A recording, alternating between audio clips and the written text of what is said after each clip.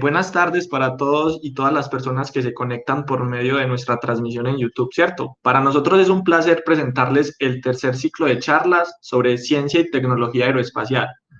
Volvimos después de una leve pausa de aproximadamente 6 meses de inactividad, a pesar de la pandemia y a pesar pues de la distancia. Queremos hacerlos sentir parte de esto, pues que se sientan maravillados por todas estas ciencias aeroespaciales, ¿cierto? Este ciclo es especial porque vamos a tener invitados demasiado variados y además estamos cumpliendo un año de nuestro primer ciclo de charlas, ¿cierto? Les tenemos que extender una calurosa, pues un fraterno saludo al grupo de investigación Astra, a los semilleros de investigación Voyager y Delta V, a la Facultad de Ingeniería, a la Universidad de Antioquia, porque si no fuese por ellos, esto no se podría realizar. Entonces estamos muy agradecidos con todos ellos y con todos ustedes que son la razón de ser de este ciclo de charlas, ¿cierto? El día de hoy vamos a estar acompañándolos la compañera Melisa y Gerardo Ramírez, mi persona, ambos estudiantes de Ingeniería Aeroespacial. Practicamos, pues estamos activos en proyectos del semillero de investigación Astra, adscriptos al semillero Voyager. Entonces, ¿cómo estás, Melisa? Cuéntanos qué es lo que nos espera para el día de hoy. Bueno, Gerardo, yo estoy muy bien. Muy buenas tardes a todos los que nos están viendo y bienvenidos a este tercer ciclo de charlas organizado por el Grupo de Investigación Astra y los semilleros de investigación Voyager y Delta V. El día de hoy tenemos una charla titulada Sensor Fusion for UAV Localization and Computer Vision. Y como invitado tenemos al doctor Juan Esteban Tapiero Bernal. Él es ingeniero mecatrónico de la Escuela de Ingeniería de Antioquia, con maestría y doctorado en Electrical and Computer Engineering de Marquette University, en Milwaukee, Wisconsin, enfocado en la estimación y control con aplicaciones en aeroespacial, robótica y visión artificial. Ha trabajado en Johnson Controls como parte del equipo de investigación y desarrollo de controles avanzados, usando métodos de optimización para encontrar modelos matemáticos de edificios y sistemas energéticos. Después trabajó un par de años en ciencia de datos con aplicaciones para la automatización de IT, Infosys, y detección de fraude en tarjetas de crédito, FICO. Actualmente trabaja en una startup y es encargado de la fusión de información de sensores para la localización relativa de vehículos aéreos no tripulados. Así que, sin más preámbulo, démosle la bienvenida a nuestro invitado del día de hoy. Hola, Buenas buenos tardes, días doctor para Juan. todos. Tardes, ¿no? Buenas tardes, que acá donde estoy es Sí, ya. mediodía, es difícil saber. Pero bueno, gracias a Bueno, todos los que nos están viendo y gracias a ustedes por la bienvenida, ¿no? claro, todos estamos bastante emocionados pues para escucharlo. Vemos que tiene bastante experiencia en el campo. Entonces, sin más preámbulos, creo que podemos empezar en este momento. Ya saben, las preguntas quedan abiertas en el chat por si alguien tiene alguna pregunta para Juan. Y sí, al final de la presentación va a haber un espacio también de preguntas, así que para que estén bien pendientes. Y ya, demos el espacio a nuestro invitado. Bueno, hola a todos, ya escucharon la introducción que hicieron. Voy a hablar un poquito más en detalle de lo que he hecho, pero el plan es ir un poquito sobre qué es Sensor Fusion y qué son sensores y cómo los he usado y cómo se usan para UAV localization, qué tipo de técnicas deben saber gente que quiera trabajar en algo así y qué es lo importante, digamos, de sacar de la universidad si se quiere aprender a utilizar este tipo de técnicas y este tipo de datos para resolver problemas. Y voy a mostrar un poquito de las cosas en las que estoy trabajando actualmente y ya, después podemos pasar a preguntas. No voy a ir en mucho detalle en cada una de las técnicas ni nada, porque la idea es simplemente mostrar qué técnicas existen y y más o menos un alto nivel de cómo se usan. Pero primero hablemos un poquito, a ver, de lo que yo he hecho y después movámonos a la fusión de sensores y hablemos de qué es eso. Pues ya como ellos dijeron, ingeniero mecatrónico de la escuela. También estudié por un tiempo en la de Antioquia, no lo incluyo aquí, pero estudié electrónica en la de Antioquia por un tiempo.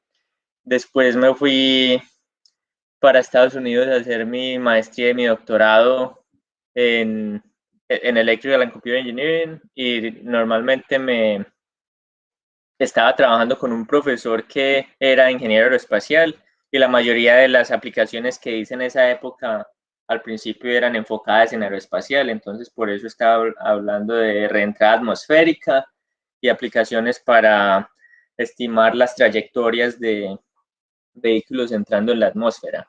Después seguí obviamente a la misma universidad, pero me pasé a trabajar un poquito al campo de visión artificial porque básicamente era mucho más sencillo obtener datos de videos que obtener datos de vehículos atmosféricos sin tener acceso pues a empresas como la NASA o cosas así. Entonces hice mi disertación más que todo enfocada en eso, visión artificial y cómo hacer el tracking, o sea, ver cómo se mueven en el tiempo, en el espacio, varios objetos al mismo tiempo. Fui uno allá en esa universidad, todavía no había un laboratorio de visión artificial grande en esa época, entonces con un profesor fundamos uno. Obviamente cuando estás haciendo tu posgrado normalmente haces investigación y un poquito de enseñanza. No hice mucha enseñanza, pero algo para tener experiencia, ¿no? Cuando terminé me empecé a trabajar entonces en sistemas de edificios inteligentes, controles avanzados, utilizando datos para encontrar modelos dinámicos de los edificios que se pueden utilizar para predecir el comportamiento de los edificios y utilizar eso para controles. Después, por motivos personales, me fui hacia California, donde vivo ahora. Entonces, por un par de años estuve trabajando como data scientist, que llaman ahora, que es simplemente utilizar datos para encontrar normalmente modelos de inteligencia artificial y machine learning, que llaman aprendizaje automático, llamamos en Colombia. Diferentes aplicaciones. Trabajé en una empresa muy grande llamada Infosys, que hacíamos IT automation, o sea, utilizar datos para tratar de predecir cuándo servidores se van a dañar, cosas así. Y me cambié a otra empresa que se llamaba FICO, que hace varias cosas, pero estaba en el equipo de detección de fraudes, donde utilizamos muchos datos de transacciones de tarjetas de crédito y débito para tratar de predecir y detectar cuándo una transacción es fraudulenta o cuándo es buena o cosas así, un poquito más complicado. Pero obviamente yo soy un ingeniero, entonces me hacía falta trabajar en ingeniería. Mientras estaba haciendo eso, empecé a trabajar con una empresa pequeña de robótica, una startup pequeña en la ciudad donde vivo, tratando de ayudarles a que sus robots pudieran tener visión artificial, pero que fuera muy sencilla de utilizar para niños, porque la idea era niños usarlo para aprender programación y cosas así. Entonces, básicamente encontrar formas fáciles para niños de entrenar modelos de visión artificial sencillos para, digamos, un robot pequeño detectar los pares o los símbolos pues en la calle, los semáforos, cosas así. Hice eso al mismo tiempo que estaba trabajando, y ya en el último año, obviamente, dado que yo había trabajado en aeroespacial y era como mi objetivo grande, ya empecé a trabajar en una empresa que se llama Talent, como parte de la autonomía. Soy como ingeniero de autonomía, que simplemente lo que hago es facilitar que nuestros UAVs puedan hacer lo que necesiten hacer automáticamente, y obviamente el control es encargado de eso, pero para que el control funcione se necesita que estos UAVs estén informados muy bien de dónde están unos con respecto de los otros, y ahí estamos trabajando. Obviamente es una startup, una empresa pequeña, entonces estamos construyendo todas las técnicas que vamos a usar. Entonces eso es mi hasta el momento. He trabajado en muchas cosas y obviamente eso es bueno desde el punto de vista de la experiencia, pero también es importante encontrar algo que a uno lo apasione y con lo que quiera ir más al fondo, digamos. Entonces hablemos ya de los sensores y qué es eso, porque yo encuentro muchas veces que la gente, obviamente si son ustedes estudiantes de ingeniería, saben que es un sensor, pero mucha gente no tiene como un concepto de qué son sensores, ¿no?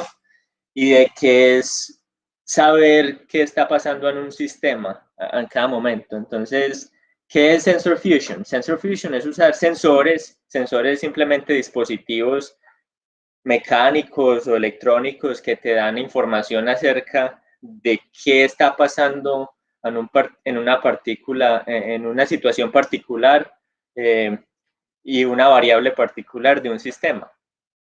Entonces, digamos, la más fácil es temperatura. Muy fácil de saber cuando tenés la casa y el termostato, saber cuál es la temperatura que tiene en ese momento. Ese es el más común, y cuando uno está estudiando ingeniería, digamos, control, es una de las primeras variables que uno analiza, ¿no?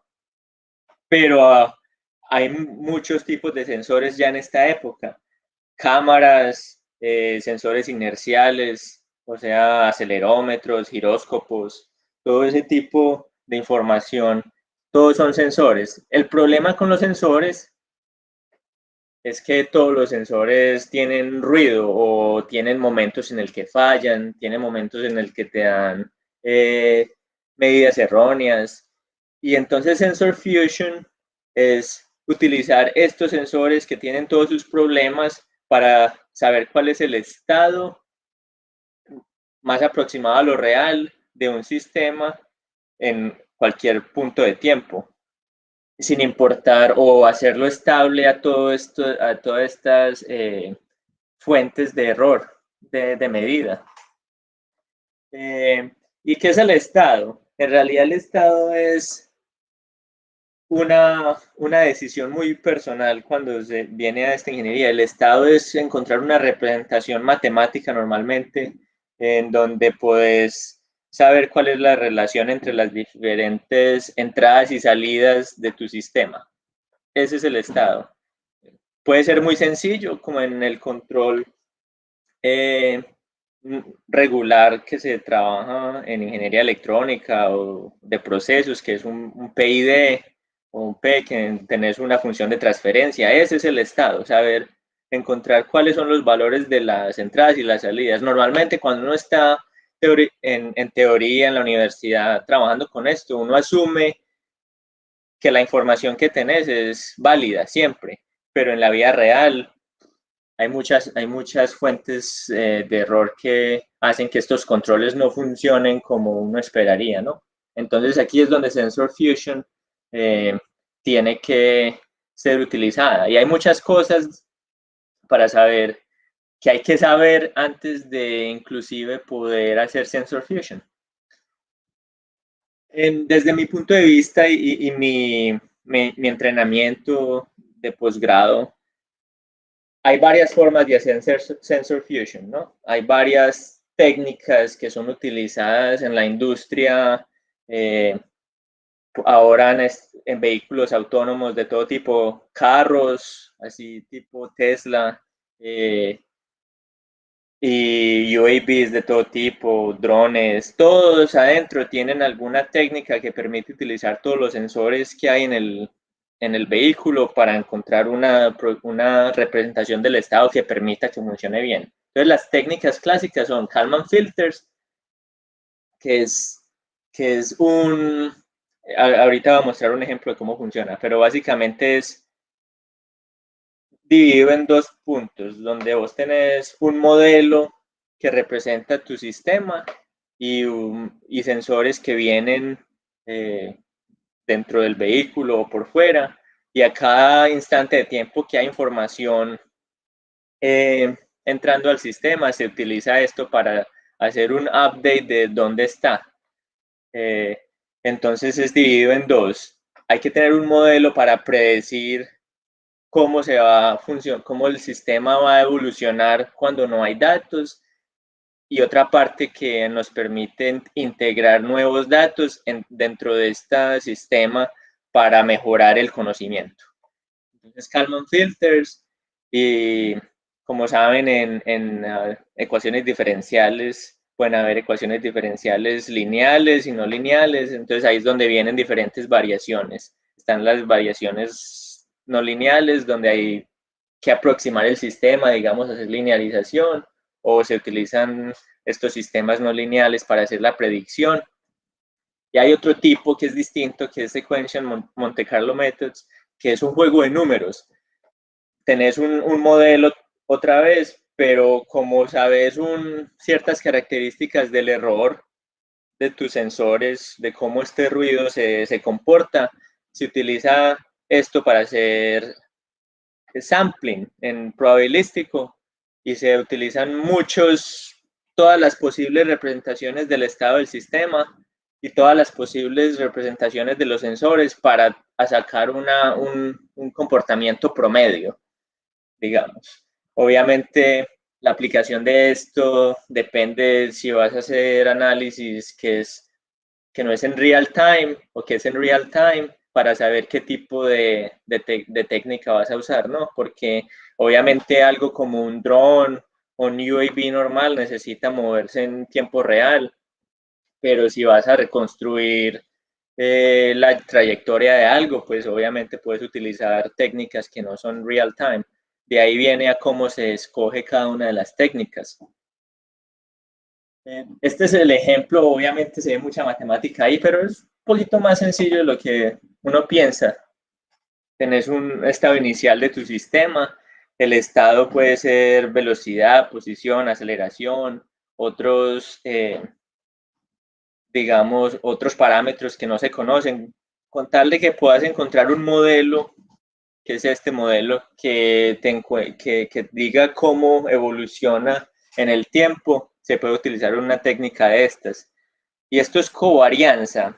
Digamos, cuando en probabilidad, cuando se piensa en la varianza y las desviación estándar de una cantidad de números, esta es cuando se asume que este estado tiene una representación gaussiana, que es la forma más, en la naturaleza más normal de representar error estadístico.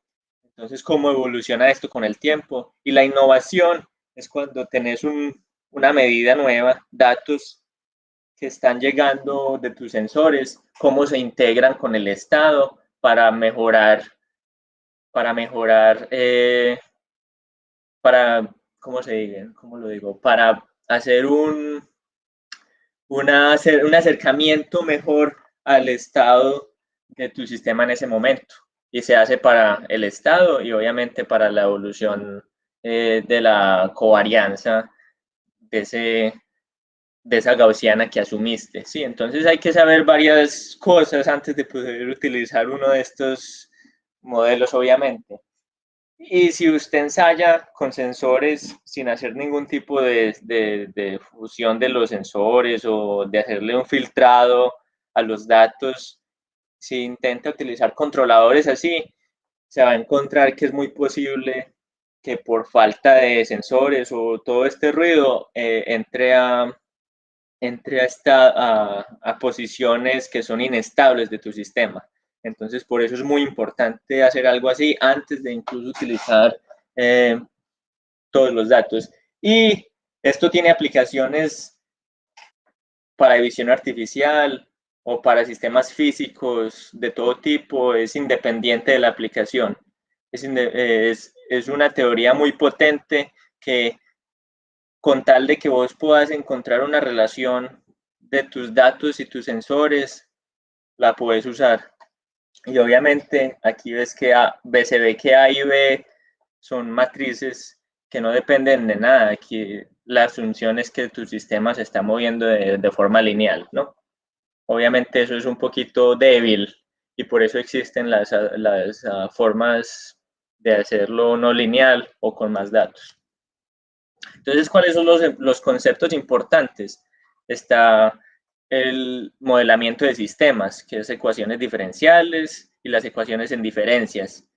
Si se va, por ejemplo, a hablar de algo muy específico como visión artificial, está las definiciones fundamentales de qué es una cámara, de cuál es la relación entre los píxeles de una cámara y los puntos en la vida real, cómo se transforma de una cámara a los puntos en 3 dimensiones, ¿no?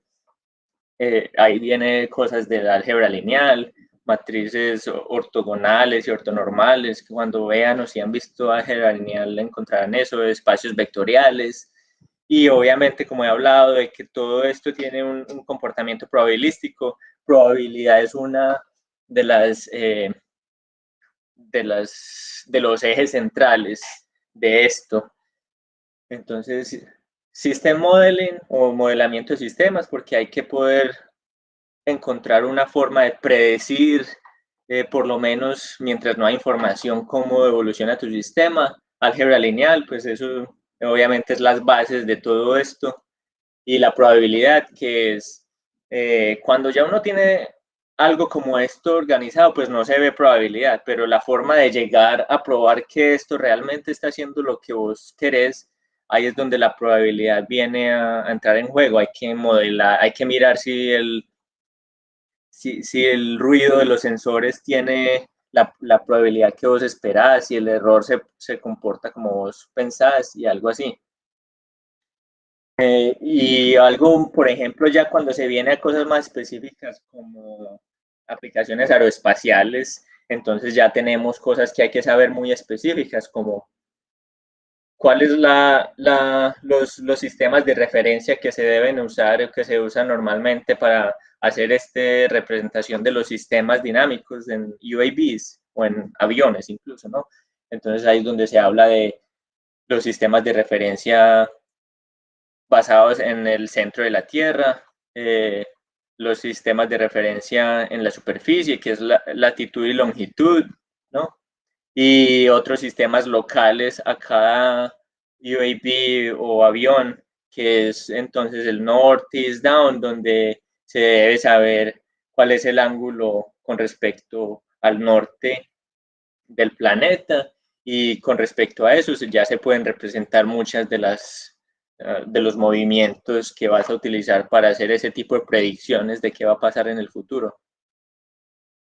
Y también para saber cómo se pueden transformar los sensores, la información que entregan los sensores a un sistema común que pueda ser utilizado por los sistemas de fusión y por los sistemas de control.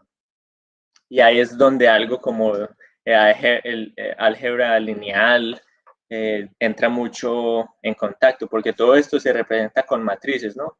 Matrices que te dicen cuál es la rotación, vectores que te dicen cuál es la posición. Entonces, cómo se transforma esto es con multiplicación de matrices, cosas así, que cuando uno lo está viendo en la universidad, mucha gente es muy confundido, pero en realidad ya cuando es una aplicación se vuelve un poquito más sencillo porque se ve un objetivo de por qué se están haciendo las cosas, ¿no? Y el modelo que estaba hablando yo es, por ejemplo, de las cámaras.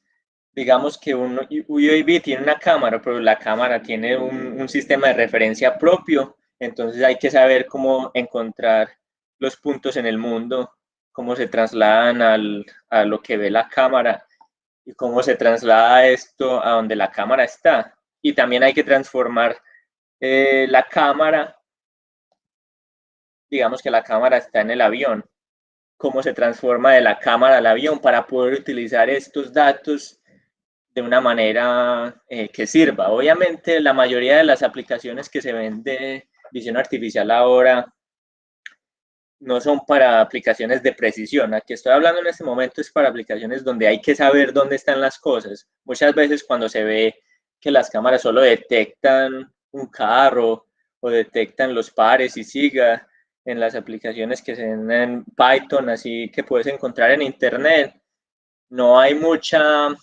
necesidad de precisión, sino de saber algo. Esas otras aplicaciones importantes, pero estamos hablando de precisión. Entonces ahora les voy a mostrar, por ejemplo, en la empresa en la que estoy trabajando ahora. Es una empresa pequeña.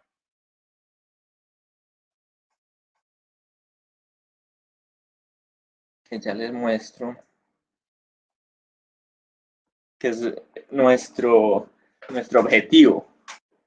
Sí, el objetivo es cuando vos tenés drones, ellos están muy limitados aerodinámicamente. Digamos pues que si te vas a mover hacia el frente por las hélices y por la forma en la que está construido, se mueve muy ineficiente, o sea que necesita mucha energía para moverse a una velocidad rápida. Entonces la idea es hacer un sistema híbrido en el que tenemos una parte que es como el dron y otra parte que simplemente se transforma como, se transporta como un avión normal eléctrico, en el que ya con diseño aerodinámico, que es una de las partes centrales de aeroespacial, se puede optimizar para que ande a las distancias y las velocidades más altas posibles y así minimizar la necesidad de energía y poder llegar más rápido a otros puntos y obviamente ser capaz de utilizar en vez de gasolina, utilizar electricidad y en vez de tener necesidad de ¿cómo se llama?, de aeropuertos, se puede utilizar simplemente plataformas para arrancar y aterrizar de una manera vertical.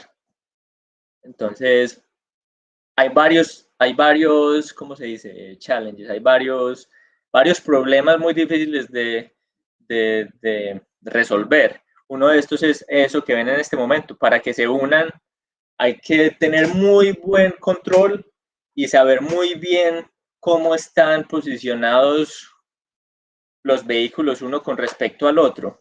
Y ahí es donde todo esto del sensor fusion que he estado hablando viene a entrar en juego. Es donde se necesita saber todo eso muy bien. Se utilizan sensores como, entonces hay que mezclar información que viene de GPS, hay necesidad de saber dónde va a estar el punto de contacto justo antes de que se van a poner juntos, dónde están los dos en el tiempo para la misión y varias cosas. Entonces ahí está muy bien. Ahora les muestro, nosotros ya obviamente ahí cuando tenés la página web se ve simplemente una cosita en 3D. Nosotros ya hemos hecho algunos pasos este es un pequeño GIF de uno de los prototipos que tenemos en donde se ve un prototipo a escala, todavía es grande, pero no es obviamente el tamaño final, ¿no? Que muestra los sistemas trabajando juntos y obviamente parte de todo, antes de que se pueda ensayar todo lo que es el control, hay que tener muy buen manejo de cómo se van a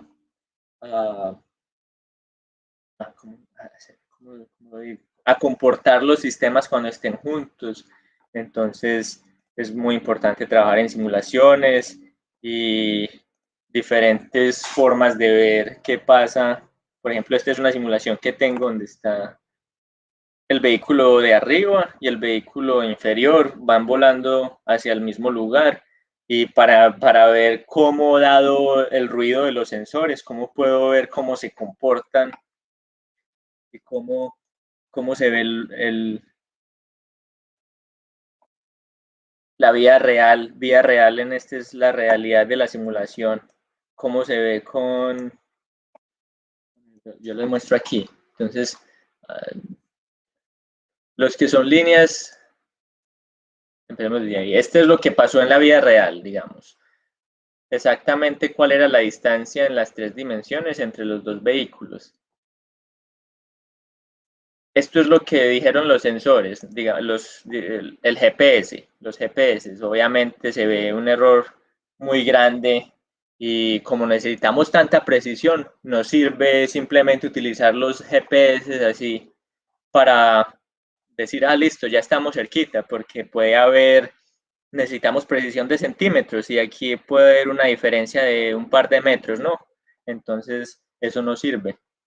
Entonces, la fusión de sensores, utilizando cámaras y utilizando GPS, lo que hace es básicamente deshacerse del ruido lo más posible para que cuando lleguen al punto en el que se van a encontrar, el control pueda decir con seguridad que las acciones que está tomando van a hacer que todo funcione bien. Y ya realmente ya podemos abrir el piso a preguntas. Si alguien tiene... Bueno, Juan, muchas gracias primero por esa exposición que pues siento que nos iluminó a todos un poco y nos inspiró bastante. No sé si queramos empezar ya con las preguntas, Melissa. Bueno, la primera pregunta que tenemos es, ¿cuál consideras que es la variable o las variables más complejas de analizar por medio de sensores en el ámbito de los UAV? Pues a tu criterio, ¿cuál consideras que son Realmente las más complejas?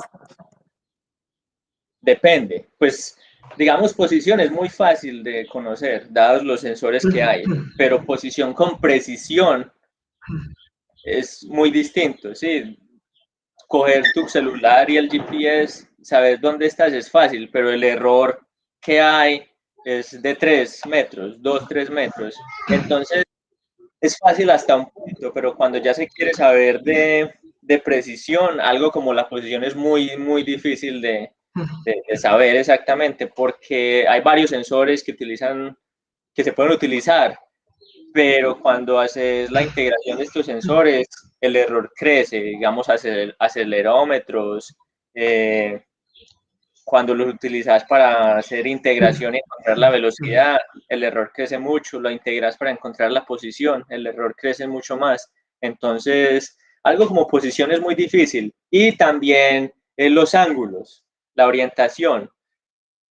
Lo que es saber si un vehículo UAV está plano es muy fácil, pero si está mirando hacia el norte, ahí es donde vienen cosas muy complicadas, porque si está utilizando magnetómetros, eso es afectado por los otros sistemas mismos que tengas en el UAV, si hay computadores cerca, si hay antenas de GPS cerca, te puede dar un offset donde no sabes, donde te diga, sí, está 80 grados hacia el norte, pero en realidad estás a 75.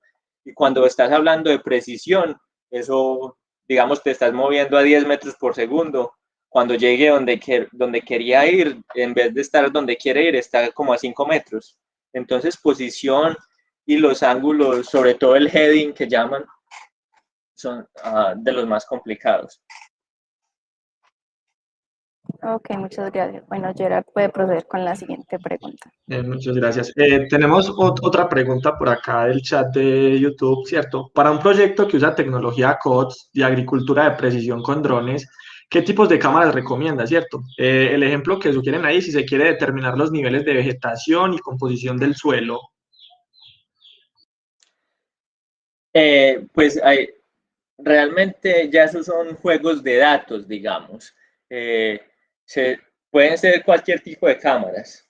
Obviamente, toca ya empezar a analizar la composición del suelo y saber qué tipo de información es constante. Entonces, se puede utilizar cámaras RGB, que son cámaras normales, o cámaras infrarrojas, si se sabe que ciertas plantas tienen una reflectancia de luz de cierto tipo.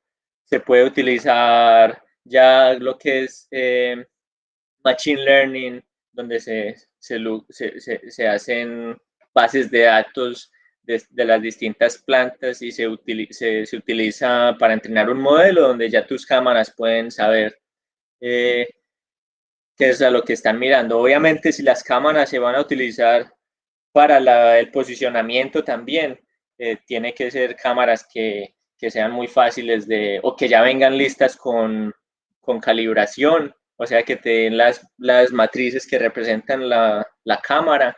Y ahí en el mercado, cámaras como el RealSense que son estereoscópicas activas, que son muy buenas para posicionamiento, sobre todo a cortas distancias.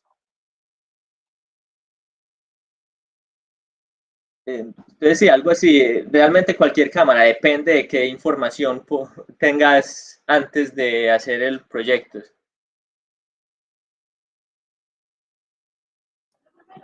Ok, bueno, la siguiente pregunta que tenemos acá en el chat de YouTube es, ¿cómo se validan las simulaciones que has llevado a cabo? ¿Cómo se sabe si es fiel a la vida real? Muy buena pregunta. Hay varias formas. Esa, por ejemplo, la simulación que yo tengo ahí es un poquito disingenua, ¿sí? Los modelos que utilicé en esa, particularmente de cómo se mueve el UAV, no tienen en cuenta, digamos, si hay viento, si hay turbulencias y cosas así. Pero para poder hacer una validación real hay que hacer dos cosas.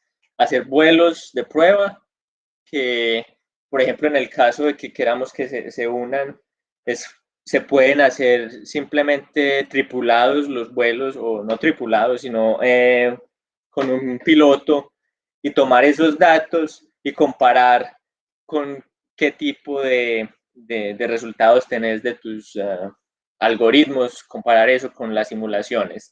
Y la otra es tener modelos de alta fidelidad, y en nuestra empresa tenemos como una testbed que tiene todos los grados de libertad de movimiento, en donde esos sistemas, esos modelos de alta fidelidad, donde tenés todos los coeficientes que representan tu aeronave, puedes hacer simulaciones que son muy parecidas a cómo iría en la vida real, pero hay que tener en cuenta cosas como la interacción entre los dos vehículos y cuáles son los efectos del viento y de la interacción entre ellos. Entonces, siempre toca hacer datos, por eso mostré el videito donde tenemos los POCs, los vehículos volando en la vida real, ¿no? Porque solo con simulaciones no se puede llegar hasta la solución final, ¿no? Tristemente.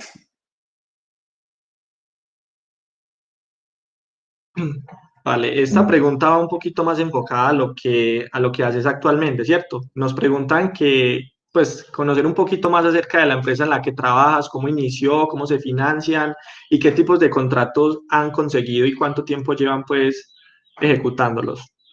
Sí, es una empresa pequeña, entonces empezó de unos que salieron de SpaceX y decidieron empezar su propia empresa, tenían una idea y estuvieron trabajando ellos dos por un tiempo, ¿no?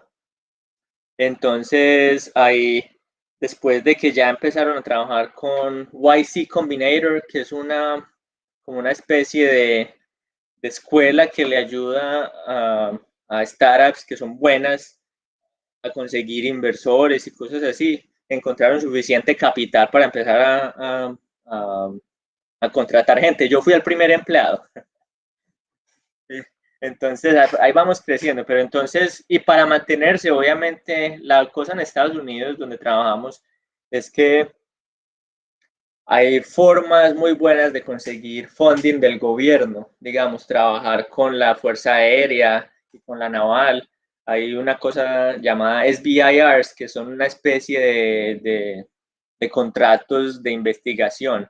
Entonces, así es una forma buena allá de conseguir dinero para empezar a crecer y al mismo tiempo ya empezar a hablar con aerolíneas y con cosas como Amazon para trabajar, para empezar a desarrollar planes de si nosotros tenemos la tecnología funcionando, la utilizarían para hacer el delivery, por ejemplo.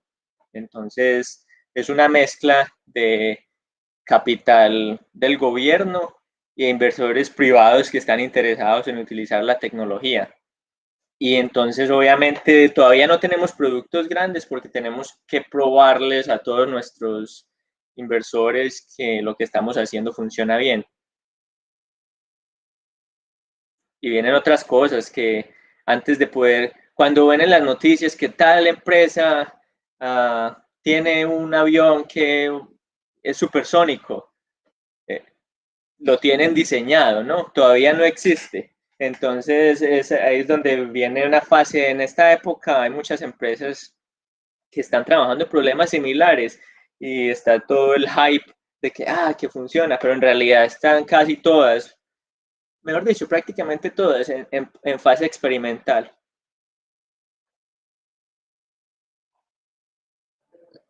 Bueno, muy interesante.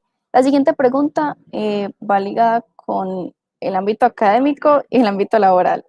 Y dice, ¿la empresa en la que trabajas u otras que conozcas ofrecen pasantías para estudiantes extranjeros en estos temas? Depende. Pues el problema, por ejemplo, viene en lo que yo digo, en la forma de conseguir dinero. Conseguir dinero con la Fuerza Aérea y la Naval. Entonces ahí ellos dicen, solo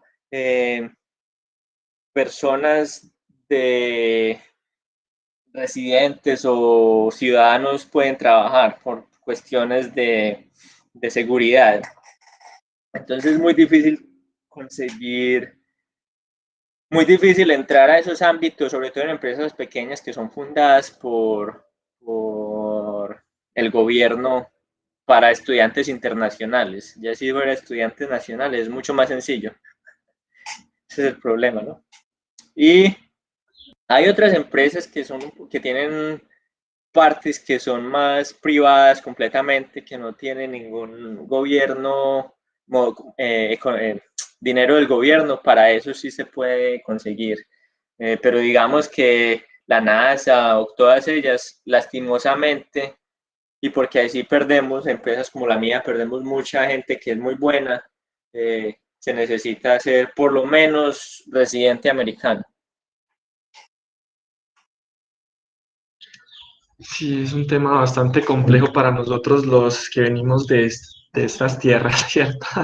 Bueno, otra pregunta es, ¿sabes qué tipo de control se lleva a cabo en los cohetes de SpaceX para su recuperación y qué problemas se están investigando en el área de control en aeroespacial? Sí, eso es más, obviamente, empresas como SpaceX tienen todos esos algoritmos que los que usan realmente, pues, escondidos, ¿no? Obviamente no quieren compartir eso. Uno puede especular qué tipo de controles se usan, pero según he visto, e incluso en toda la aviación hasta el día de hoy. Los controles que se usan no son los más avanzados que uno esperaría, ¿no? Porque uno necesita que sean muy rápidos, entonces en realidad son controles sencillos, pero con mucha inteligencia alrededor, heurísticas que llaman, ¿no? Formas de si llegamos a cierto punto, se prenda otro tipo de control que ayude a mejorar la estabilidad, pues estaba hablando de los que aterrizan. Ahí lo importante es tener la información muy bien, estar muy seguro de lo que se va a hacer y se utilizan controles muy sencillos. Si ven cualquier piloto automático, y eso está basado en un piloto automático, normalmente tiene control longitudinal, si es un avión o si es un dron, longitudinal, lateral y vertical. Los controles que están adentro son PIDs o o variaciones no lineales un poquito más avanzadas, pero cuando ya ves empresas grandes, normalmente el más simple. ¿Por qué? Porque hay que estar seguros que va a ser lo suficientemente rápido para hacer todo lo que se necesita, ¿no?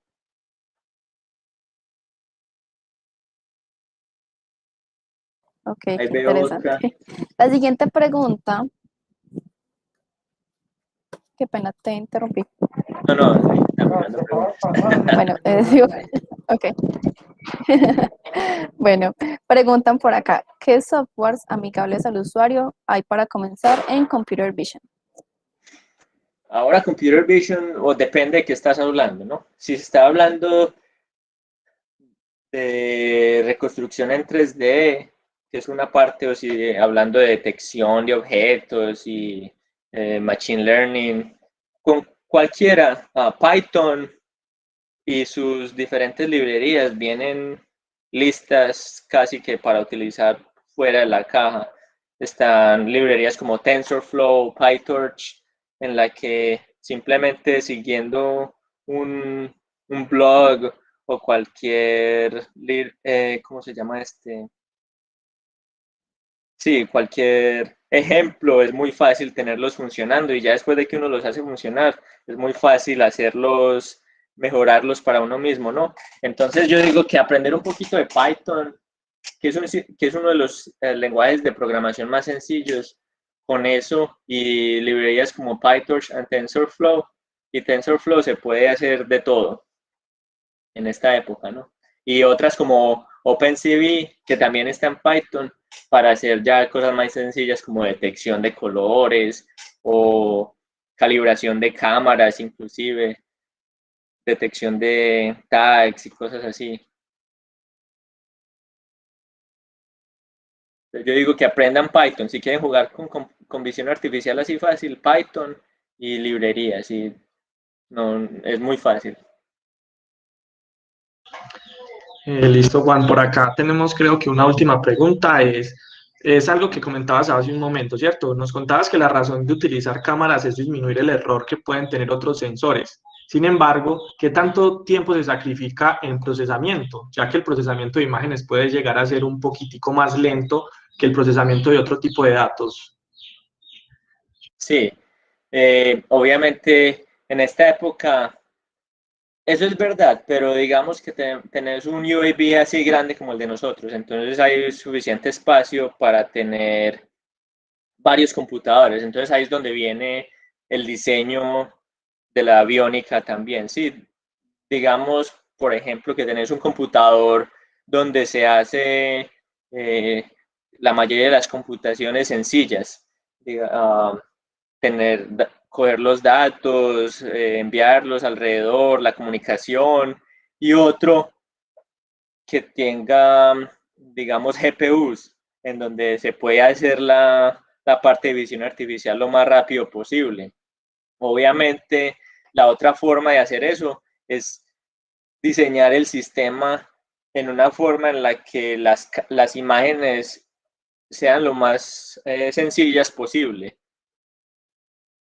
Digamos que tenés una cámara infrarroja donde ahí, por ejemplo, no utilizas la mayoría de los espectros de luz, entonces las imágenes son mucho más livianas y se puede utilizar una mezcla de markers o de vainas que puedas detectar sin tener que utilizar cosas como machine learning y cosas que van a hacer tu computación mucho más lenta.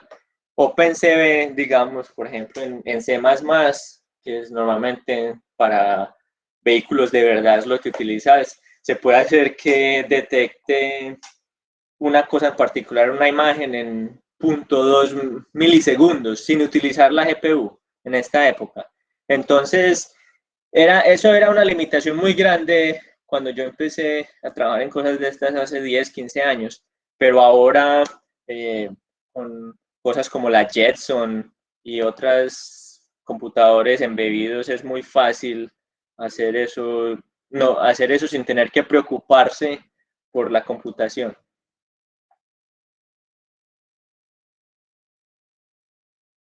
Ok, una pregunta. En toda tu trayectoria académica, ¿cuál crees que ha sido como el mayor reto que has tenido que afrontar?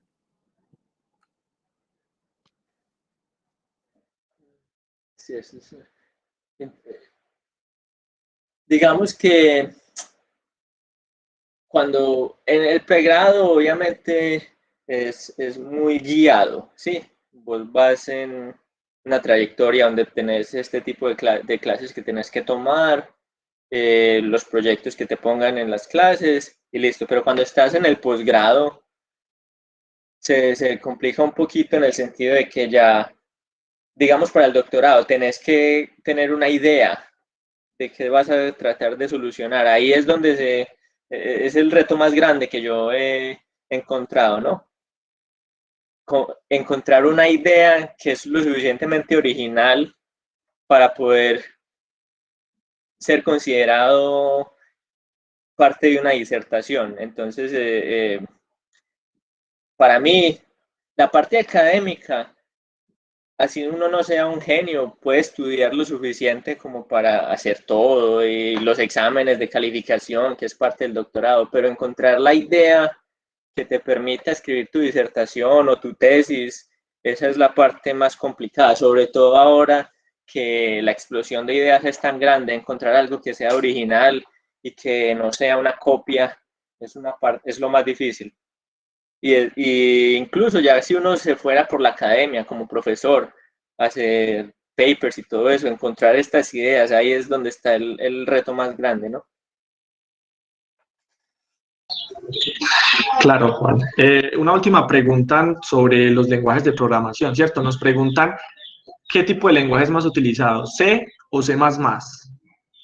Entonces, digamos que tenés un microcontrolador, si es algo que va a funcionar en tiempo real y tiene un sistema operativo de tiempo real, normalmente es construido en C y obviamente tiene como una versión de C++, los que hayan construido el C han implementado clases y ciertas otras cosas que C++ tiene, pero cuando ya moves a un poquito al más alto nivel, C++ es suficiente, ¿no? La diferencia es el tipo de librerías que ya existen. Y con tal de que se tenga cuidado con qué librerías se usan, que estén optimizadas, que no utilicen mucha memoria, C++ también es apropiado. Perfecto, Juan. Muchas gracias por lo que veo. Creo que ya se acabaron todas las preguntas. Eh, creo que, pues, como un aporte para finalizar, no sé, vos, ya que nos decantaste con todo tu recorrido y con todo lo que has hecho, no sé, que tengas algún mensaje para inspirarnos a nosotros, que a pesar de los muchos baches que nos vayamos a encontrar en el camino, ¿cuál va a ser esa motivación, pues, para seguir adelante? Sí, en mi caso, por ejemplo, eh, logré conseguir todo para hacer mis posgrados en Estados Unidos, no por cuestión de genio, no hay necesidad de ser un genio, ¿no? Lo hice sin tener miedo a hablarle a la gente. Básicamente yo logré irme a la universidad donde estuve y antes estuve en la Universidad de Texas en Austin, gracias a hablar con la gente, a ser capaz, digamos, hubo una conferencia en mi universidad en esa época de un estudiante de maestría en una universidad. Yo le dije, ay, como me preguntaron ahora, ¿hay forma de hacer un internship, una práctica ya? Sí, Dan, seguir. Básicamente, además, obviamente hay que tener cuidado, hay que tener cuidado con la parte académica, pero sin tener miedo de hablarle a la gente y teniendo una misión, es muy fácil hacerlo, ¿no?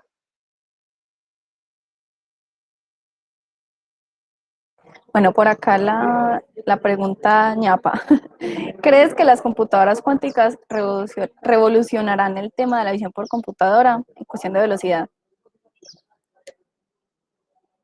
Well, teóricamente sí. pero todavía falta que evolucionen mucho para saber cuándo, ese es el problema. Digamos que tienen el potencial, obviamente, y ya existen ciertas cosas con los qubits y lo que sea, pero para ingeniería, en mi caso, cuando exista, listo, muy bien.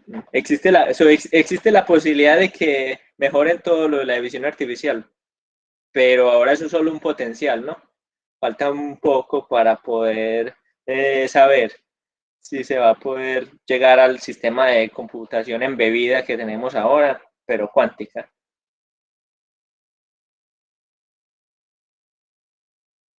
Y listo. Listo, Juan.